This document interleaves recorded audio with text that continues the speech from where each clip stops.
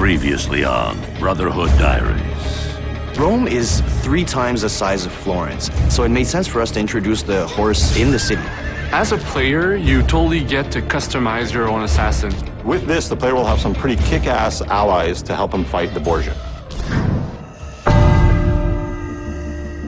The papal troops march across the countryside, conquering the cities of Italia one by one.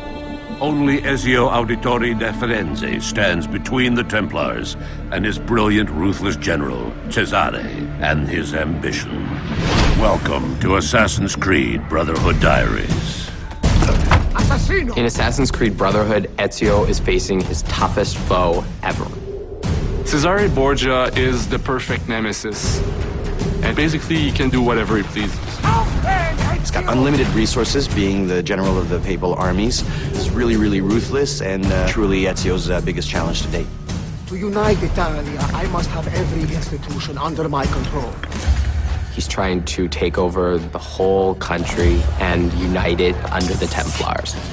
In Assassin's Creed Brotherhood, there's Cesare, who's your main target, but he's helped by 3 generals. The Duke de Valois, he has a huge army which helps Cesare make his law in Rome. Juan Borgia, who is in charge of the money, so Cesare uses this money to wage his wars. And Micheletto, who is Cesare's personal assassin. So we dedicated one full sequence of gameplay to learn a little bit about their backstory, how their influence is corrupting Rome and everything. So you'll get to experience the constant build-up where in the final showdown, you get to track down your final prey and kill him. Well, it's a well-known fact that Leonardo da Vinci ends up working for Rodrigo Borgia. And one of the things that Rodrigo wants to do by taking over the world is build these fabulous war machines. And we created whole missions around them where you have to go find the plans, destroy them, get the machine. You actually get to use it and then destroy it so that the Borgias can't use these war machines in their fight. In AC2, we had what we call the secret locations. People really loved that, so we decided to bring them back in Assassin's Creed Brotherhood.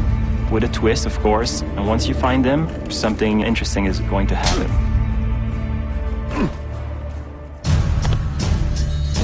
And then there's gadgets like crossbow that I've wanted to use since AC1. Now we have it in the game with upgrades on it. There's also the parachute, which is based off one of Leo's drawing that will permit you to glide if you jump from high enough buildings.